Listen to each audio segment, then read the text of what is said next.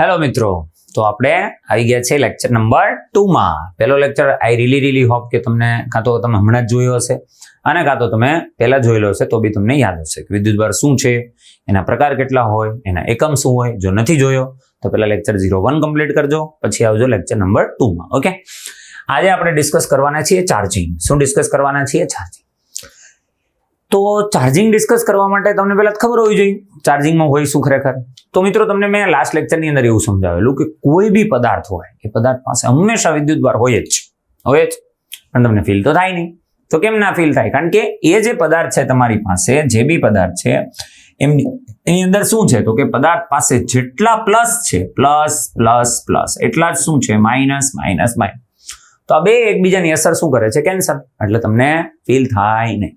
તો તમે તમારું મગજ છે હમણાં ક્લિક થતું હશે, એ કહેતું હશે શું કે તો સર આને આપણે ચાર્જિંગ કરવું હોય તો આપણે એવું કરીએ તો કે આની અંદરથી કાં તો પ્લસ ને એકને હટાવી દઈએ, કાં તો પ્લસ ને એકને શું કરીએ આપણે હટાવી દઈએ. ફોર એક્ઝામ્પલ હું તમને એમ કહું, માની લો તમે આ પ્લસ ને હટાવી દીધા, હવે આ નથી તો જો પદાર્થ પાસે પહેલા શું સિચ્યુએશન હતી જ્યારે તમે પ્લસ ને નહોતો હટાવ્યો ત્યારે જેટલા પ્લસ હતા એટલા માઇનસ હતા. જેટલા પ્લસ અને માઇનસ જો બંને છે તમારી પાસે સેમ હોય, પ્લસ અને માઇનસ બે કેવા હોય? સેમ હોય. આ પ્લસ અને માઇનસ. ફોર એક્ઝામ્પલ તમે જોજો વ્યવસ્થિત રીતે, એમાં બહુ ધ્યાન ન દેતા પેન ક્યાંથી પહેરવે છે સર. માની લો કે હું તમને એમ કહું કે જેટલા પ્લસ છે એટલા જ માઇનસ છે. પ્લસ એન્ડ માઇનસ બંને સમાન છે. કેવા છે? સમાન. તો એ પદાર્થને કહેવાય તટસ્થ. કેવો પદાર્થ કહેવાય? તટસ્થ. ઓકે, તો એને આપણે કહેશું તટસ્થ. બરોબર. જો હવે હું એમ કહું કે આને ઘટાડી નાખો, મતલબ પ્લસ ને આપણે રિમૂવ કરી નાખીએ, તો જો પ્લસ રિમૂવ થઈ ગયા તો હવે આ પ્લસ અને આ માઇનસ બે કેન્સલ, આ પ્લસ અને માઇનસ કેન્સલ, પણ વધશે હું તો કે માઇનસ. જો તમારા માઇનસ વધી ગયા તો એ પદાર્થને કહેવાય ઋણ વિદ્યુત ભારિત. શું કહેવાય? ઋણ વિદ્યુત ભારિત. હવે એ પદાર્થ તટસ્થ રહ્યો નથી, હવે પદાર્થ ઋણ વિદ્યુત ભારિત થઈ ગયો. પણ એની જગ્યાએ માની લો તમે માઇનસ ને રિમૂવ કર્યા હોત, આને તમે રિમૂવ કરી દીધો હોત, હજુ આને એકવાને રિમૂવ કરી દઉં તો તમે જો હવે માઇનસ તો નીકળી ગયા, આ માઇનસ આ એક પ્લસ ને કેન્સલ કરશે, બાકીના પ્લસ તો રહેશે. તો આવા સંજોગોમાં પદાર્થ બને ધન વિદ્યુત ભારિત. શું બને? ધન વિદ્યુત ભારિત. કહેવાનો મતલબ સિમ્પલ છે. મેં તમને કીધું હતું ને, ઇમેજિનેશન તમારું સ્ટ્રોંગ હોવું જોઈએ. જોઈએ આપણે તમારું કેટલું ઇમેજિનેશન છે. ઓકે, ફોર એક્ઝામ્પલ હું એમ કહું મારી પાસે અહીંયા 5 પ્લસ છે અને 5 માઇનસ છે. Okay, 5 plus 5 minus. હું માઇનસ ઘટાડી દઉં તો ઋણ વિદ્યુત ભાર કેવો થઈ ગયો? ઓછો. વધારે કોણ થઈ ગયું? તો કે ધન. તો હવે પદાર્થ છે કેવો વિદ્યુત ભારિત કહેવાય?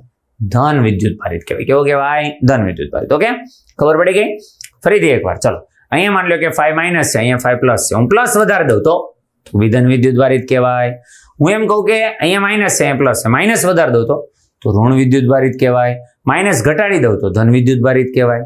પ્લસ ની વાત કરું, પ્લસ વધારી દઉં તો ધન વિદ્યુત ભારિત, પ્લસ ઘટાડી દઉં તો ઋણ વિદ્યુત. મતલબ તમે પદાર્થમાં ખરેખર 4 રીતે પદાર્થના વિદ્યુત ભારને ફેરફાર કરી શકો. કઈ 4 રીત?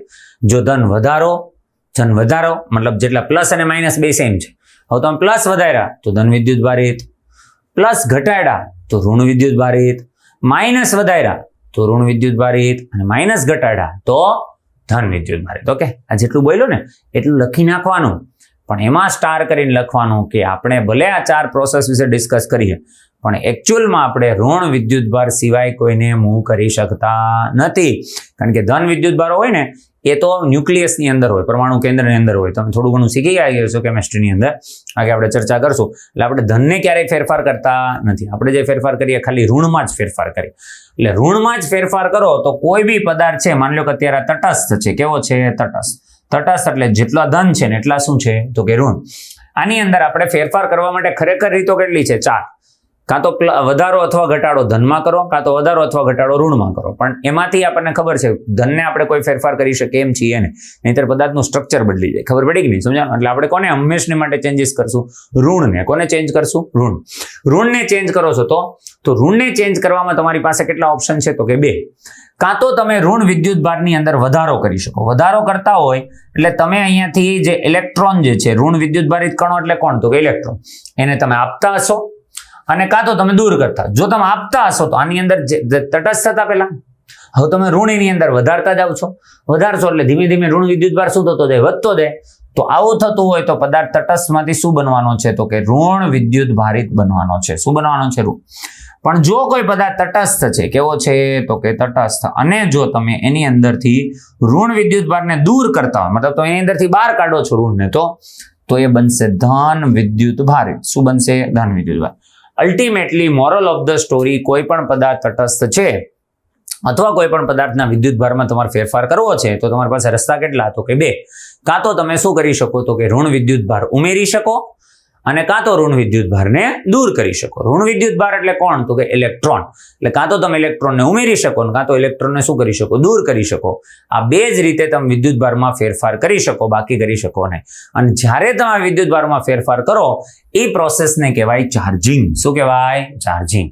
એટલા માટે તમને અત્યાર સુધી સમજાવતો તો આટલું બધું તમને થતું હોય સર ટાઇટલ ચાર્જિંગનું, તો વાતું બીજી કરો. ચાર્જિંગનો મતલબ જ થાય, ચાર્જિંગનો મતલબ થાય પદાર્થ તટસ્થ છે તો તટસ્થમાંથી કાં તો એને ધન બનાવો અને કાં તો એને ઋણ બનાવો. ખબર પડી? ઓલરેડી ધન છે તો એના અંદર ફેરફાર કરો. ટૂંકમાં વિદ્યુત ભારમાં ફેરફાર કરવો. તટસ્થ હોવો મતલબ વિદ્યુત ભાર કેટલો છે? 0. 0 માંથી તમે +1 +2 +3 લઈ જાઓ કે -1 -2 -3 લઈ જાઓ, એ પ્રોસેસને કહેવાય ચાર્જિંગ. તમે એમ કહો કે નહીં સર ઓલરેડી +5 હોય તો +5 ને +6 +7 કે પછી તમે -4 -5 જ્યાં બી લઈ જાઓ. ટૂંકમાં જે +5 છે એમાંથી કોઈ બી ચેન્જ કરો એને કહેવાય ચાર્જિંગ. શું કહેવાય? ચાર્જિંગ. ચાર્જિંગનો મતલબ થાય, ચાર્જિંગનો સીધો સિમ્પલ મતલબ મને કોઈ પૂછે ને તો એમ કહી શકું કે ક્યુમાં ફેરફાર. ક્યુમાં શું કરવાનો? ફેરફાર. એને કહેવાય ચાર્જિંગ. શું કહેવાય? ચાર્જિંગ. સમજો તમારી બેટરી છે, મતલબ ફોનની બેટરી, તમારી તો ન હોય, જે બેટરી છે તમારી એ ફોનની બેટરી સપોઝ માની લો 0% થઈ ગઈ, તમે ડાયરેક્ટ શું કહેશો તમારા મમ્મીને અથવા તમારા પપ્પાની બેટરી 0% થઈ ગઈ એટલે તમને શું કહે? તો આને ચાર્જિંગમાં મૂકતો. ચાર્જિંગમાં મૂકો મતલબ એ 0 થઈ ગયું, મતલબ તટસ્થ થઈ ગયો. હવે કાં એને તમે પ્લસ કરશો, માઇનસ કરશો, જે ચેન્જીસ કરવાના છે કરશો. ખબર પડી? ચાર્જિંગનો મતલબ જ મિત્રો એ થાય કાં તો તટસ્થમાંથી ફેરફાર કરવાનો, કાં તો ઓલરેડી. એવું થોડું ચાર્જિંગ જ્યારે 0 થઈ ગયું હોય બેટરી ત્યારે જ તમે ચાર્જમાં મૂકો. 20% હોય તમે પાછો મૂકો તો વધારે ધન કરવાની ટ્રાય કરો છો. 80% હોય તો બી મૂકશો, 60% હોય તો બી મૂકશો. ઇન શોર્ટ ચાર્જિંગનો મતલબ શું કરશો તમે તમારા દિમાગની અંદર? ક્યુમાં ફેરફાર મતલબ તમે શું કરો છો? ચાર્જિંગ. શું કરો છો? ચાર્જ. ચાર્જિંગનો ઓપોઝિટ વર્ડ ડિસ્ચાર્જ બી છે, એટલે બે જોડે જ કહેવાય. એમાં આપણે 3 વસ્તુ જોવાની છે કે પદાર્થને ચાર્જ કરવા માટે આમ તો છે રીતો, પણ આપણે 3 ભણવાની છે. એક છે ફ્રિક્શન, કન્ડક્શન અને ઇન્ડક્શન. કોણ છે? ફ્રિક્શન, કન્ડક્શન અને ઇન્ડક્શન. 3ને આપણે 1 by 1 છે જોવાની છે. જોઈએ ફ્રિક્શન, કન્ડક્શન અને ઇન્ડક્શન. ઓકે, તો જો ધ્યાનથી. તો પહેલી રીત છે આપણી પાસે બાય ફ્રિક્શન. કોણ છે? By friction. બાય એટલે કોઈ બાય નથી. બાય ફ્રિક્શનનો મતલબ કે ઘર્ષણ દ્વારા. કોના દ્વારા? ઘર્ષણ દ્વારા. આપણે શું કરીએ છીએ? તો કે ચાર્જિંગ. આપણે કરવું છે શું? તો કે ચાર્જિંગ. પણ ચાર્જિંગ કરવા માટે કેટલી રીતો છે? તો કે 3. એમાંથી પહેલી રીત કઈ છે? તો કે ઘર્ષણ. ઘર્ષણ એટલે સિમ્પલ વસ્તુ તમને કહું, આ રીતે 2 હાથ છે તમે આમ કરી નાખો, આને ઘસાય કહેવાય. 2 પદાર્થને એકબીજા સાથે ઘસો ને તો બી ચાર્જિંગ થઈ જાય. એટલે તમને એવું થાય સિરિયસલી સર આવું થતું હોય છે? હા, થઈ જાય. જેમ કે હું તમને એમ કહું કે સપોઝ માની લો કે તમારી પાસે ગ્લાસ છે. ગ્લાસ એટલે કે કાચનો કોઈ સળિયો છે. અહીંયા હું લઉં છું એક ગ્લાસ લઉં છું, બરાબર? ગ્લાસ. એને સપોઝ માની લો કે કાચના સળિયાને સિલ્કના કાપડ જોડે. કોના કાપડ જોડે? સિલ્ક ચોકલેટની વાત નથી થતી હો ભાઈ. સિલ્ક એટલે તમને બધાને ઈ જ દેખાશે પાછી, બરોબર? તો ગ્લાસ એટલે કે કાચના સળિયાને આ બેને જો હું ઘસું ને, ઘસતો પહેલા 2 તટસ્થ હતા. તટસ્થ એટલે આનો વિદ્યુત ભાર 0, નાનો વિદ્યુત ભાર 0. થોડીક વાર પછી જોઈશ ને તો આ ધન વિદ્યુત ભારિત થઈ જશે અને આ થઈ જશે ઋણ વિદ્યુત ભારિત. મારે ખાલી કંઈ નથી કરવાનું, બેને એકબીજા સાથે શું કરવાનું છે? ઘસવાનું છે. ખબર પડી કે ન પડી? સમજા? તો આ પ્લસ થઈ જશે ને આ કેવું થઈ જશે? માઇનસ થઈ જાય. ઇમ્પોર્ટન્ટ નથી. ઇમ્પોર્ટન્ટ એ છે કે તમે જવાબ આપી શકો છો કે નહીં. જવાબ એ આપવાનો છે. પહેલા 2 કેવા હતા? તટસ્થ. પહેલા શરૂઆત કરી ને ત્યારે કેવા હતા? તો કે તટસ્થ. આ બી તટસ્થ હતો અને આ બી તટસ્થ હતો, બરોબર? 2 તટસ્થ છે, બરોબર? હવે તો કે હવે બેન ઘસવાનું શરૂ કર્યું. તો આ તટસ્થમાંથી કેવો થઈ ગયો? તો કે ધન. કેવો થઈ ગયો? ધન. જો તટસ્થમાંથી એ ધન થયો એનો મતલબ શું થયું? તટસ્થમાંથી કોઈ ધન ક્યારે થાય? તો તમને 2 ઓપ્શન આપ્યા હતા. કાં તો આની અંદરથી ઋણ વિદ્યુત ભાર ઓછો થતો હશે અને કાં તો ઋણ વિદ્યુત ભાર વધતો હશે. તમને શું લાગે શું થતું હશે? તો આની અંદરથી જે ઋણ વિદ્યુત ભાર હતો ને, જે માઇનસ, એ શું થતો હશે? તો કે ઓછો થતો હશે. ઓછો થતો હોય તો એ માઇનસ વિદ્યુત ભાર છે એ ગુમાવશે. એટલે કે આમ કરીને આમ આકૃતિ છે બનશે. કાંઈ ખબર પડી? કે ગ્લાસનો સળિયો છે એ ઇલેક્ટ્રોનને એટલે કે ઋણ વિદ્યુત ભારોને શું કરશે? તો કે ગુમાવશે. ગુમાવશે એટલે એ જે તટસ્થ હતો એમાંથી શું બનવાનું ચાલુ કરશે? ધન. કારણ કે એની ઋણતા ઘટતી જાય છે, કારણ કે એના ઇલેક્ટ્રોન શું થતા જાય છે, ઘટતા જાય. અને આ ઇલેક્ટ્રોન છે એ સિલ્કનું કપડું છે મેળવશે એટલે એના ઇલેક્ટ્રોન વધતા જાય છે, એટલે એ તટસ્થમાંથી કેવો થઈ જશે, ઋણ.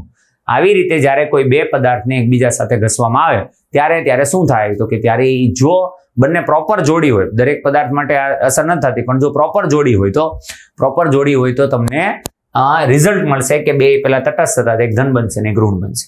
આમાં ઇન્ટરેસ્ટિંગ વાત એ છે, જેટલો આ ધન બનશે એટલો જ આ ઋણ બનશે. માન લો હું તમને એમ કહું કે આ થઈ ગયો +3 કુલમ. કેટલો થઈ ગયો? +3. તો આ કેટલો થયો હશે? -3 કુલમ. કેટલો થયો હશે? -3. તો તમે ફ્રિક્શનની અંદર શું શીખ્યા? ચાર્જિંગ કરવા માટેની રીતો કેટલી? તો કે 3. પહેલી રીત કઈ? તો કે ઘર્ષણ દ્વારા. કોના દ્વારા? ઘર્ષણ. જો બે પદાર્થને એકબીજા સાથે ઘસવામાં આવે તો પોસિબિલિટી છે કે અહીંયા ચાર્જિંગ થાય. ચાર્જિંગ એટલે એના ક્યુ ની અંદર ફેરફાર થાય. એક ઉદાહરણ આપણે લીધું, માની લો કે ગ્લાસ અને સિલ્કને, ગ્લાસના સળિયાને અને સિલ્કના કાપડને એકબીજા સાથે ઘસવામાં આવે તો ગ્લાસનો સળિયો છે ધન બનશે અને સિલ્કનું કાપડ છે કેવું બનશે? ઋણ બનશે. ખબર પડી ગઈ? યાદ રાખવાનું, જ્યારે બે પદાર્થને એકબીજા સાથે ઘસવામાં આવે અને જો ચાર્જિંગ થાય તો એક જેટલો પ્લસ થયો હશે બીજો એટલો શું થયો હશે? ઋણ. આ માઇનસ થયો હોય તો આ કેટલો થયો હોય? પ્લસ. પણ બેની અમાઉન્ટ કેવી હશે? સેમ. જેટલા ઇલેક્ટ્રોન આ ભાઈબંધ ગુમાવશે એટલા જ ઇલેક્ટ્રોન આ ભાઈબંધ છે એ મેળવશે. યાદ રાખવાનું છે. ખબર પડી ગઈ હું શું કહેવા માંગુ છું? કે આ વસ્તુ યાદ રાખવાનું. તમને એમ થાય છે આવી કઈ જોડી હોય, તો જોડી આપણે યાદ રાખી લઈને. જોડી માટે યાદ રાખવાનું છે WGF. શું યાદ રાખવાનું છે? WGF. ઘણા લોકો આમ કરે વ્હાઇટ ગર્લફ્રેન્ડ એવું બધું નામ નથી બનાવવાનું.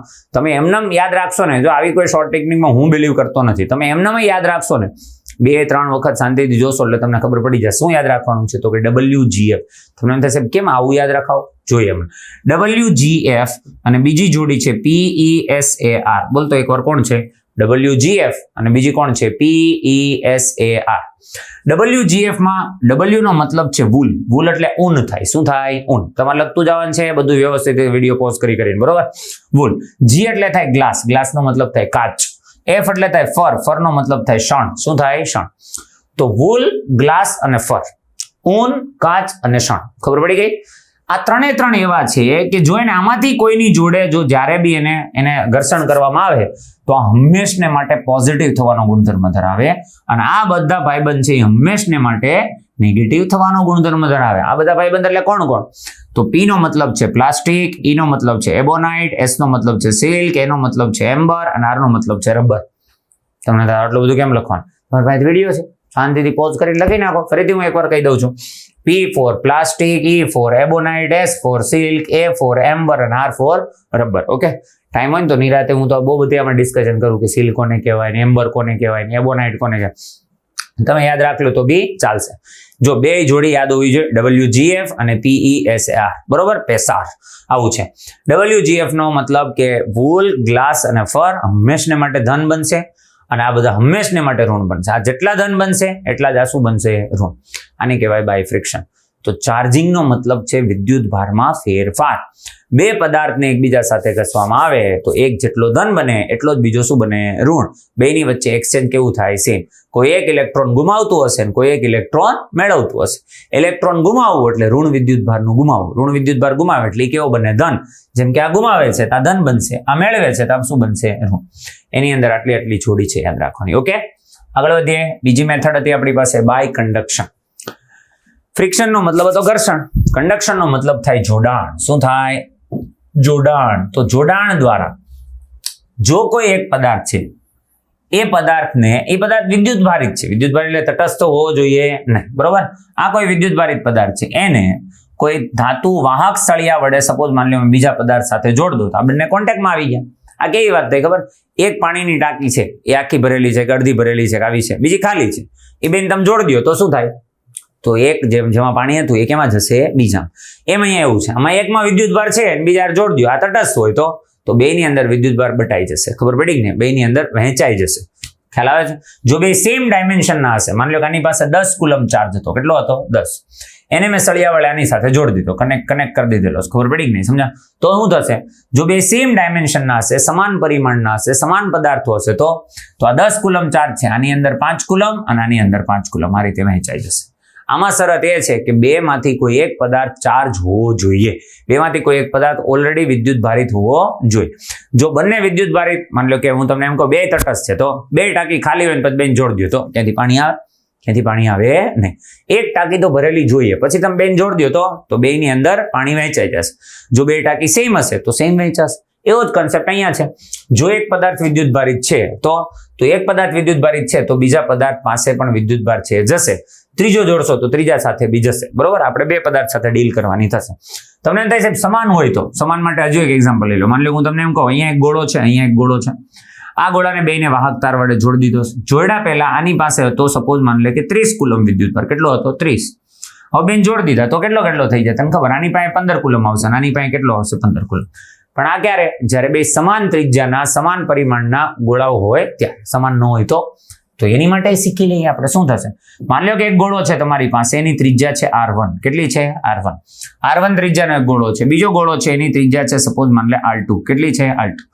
જો આ બંનેને હું જોડી દઉં, આ બંનેને શું કરી દઉં? જોડી દઉં તો આ બંને ઉપર વિદ્યુતભાર કેવી રીતે વહેંચાશે એ આપણે જોવાનું છે. ખબર પડી ગઈ? ઓકે, તો આપણે જોઈ લઈએ.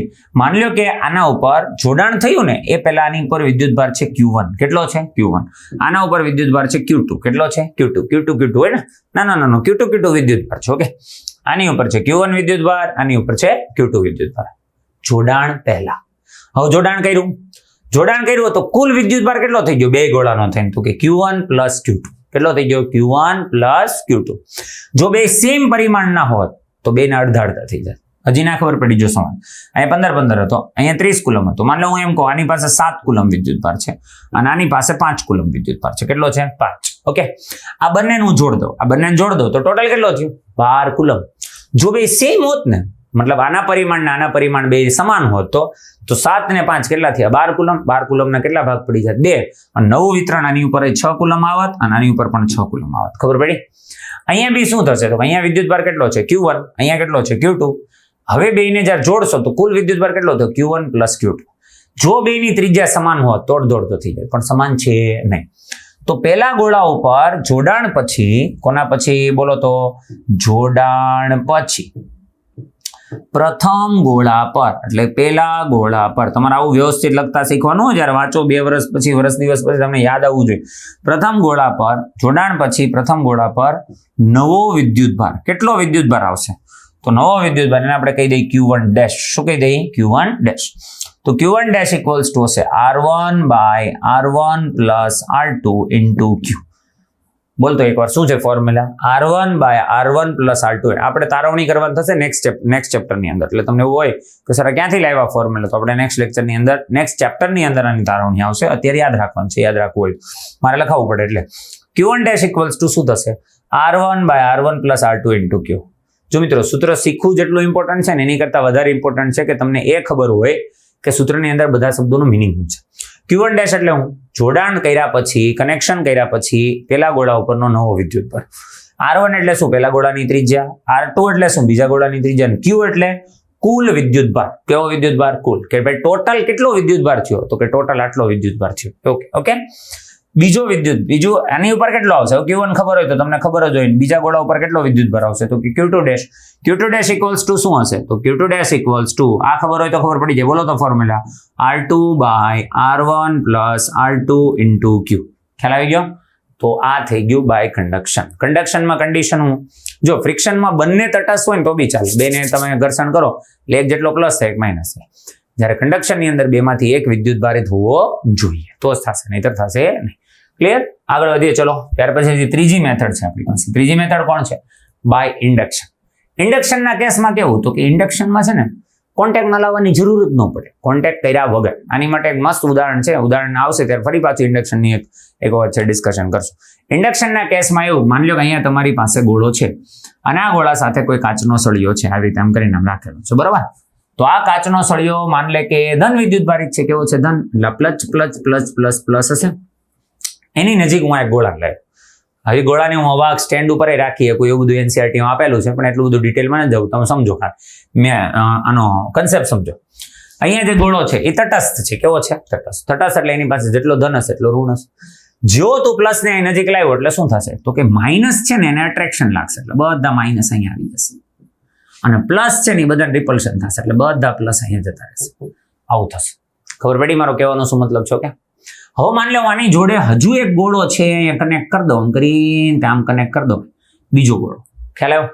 તો શું થશે? હવે આ બે ગોળા તો કોન્ટેક્ટમાં આવી ગયા તો અહીંયા શું થશે? તો આ અહીંયા આના જે માઇનસ હશે એ બધા અહીંયા આવી જશે અને પ્લસ બધા આમાં જતા રહેશે. ખ્યાલ આવે મારો કહેવાનો શું મતલબ છે? ઓકે. અથવા તમે બીજો ઓપ્શન છે, તમે અર્થિંગ કરી શકો. શું કરી શકો? અર્થિંગ. તમારે ટેક્સ્ટબુકની અંદર અર્થિંગનો કન્સેપ્ટ આપેલો છે, તો આપણે અર્થિંગ વાળો કન્સેપ્ટ છે શીખીએ. પહેલા તમને એ સમજાવી દો અર્થિંગ એટલે શું. અર્થિંગ એટલે માની લો કે આ ગોળાને હું કોઈ અવાક સ્ટેન્ડ આપું છું, અવાક સ્ટેન્ડ ઉપર મેં આને મૂકી દીધો છે. આને હું આમ કરીને આવો સાઇન જ્યારે બી આવે ને ફિઝિક્સની અંદર ત્યારે સમજવાનું તમે અર્થિંગ કરે છે.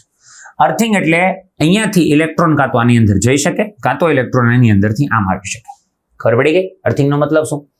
અર્થિંગનો મતલબ એક તાર પૃથ્વી સાથે કનેક્ટ હોય, એનું કામ છે જરૂર પડતા ઇલેક્ટ્રોનને આપવા અથવા સ્વીકારવા. અહીંયા ઇલેક્ટ્રોન વધતા હશે તો આને મળી જશે, અહીંયા ઇલેક્ટ્રોન ઘટતા હશે તો આ આપશે. ખ્યાલ આવ્યો?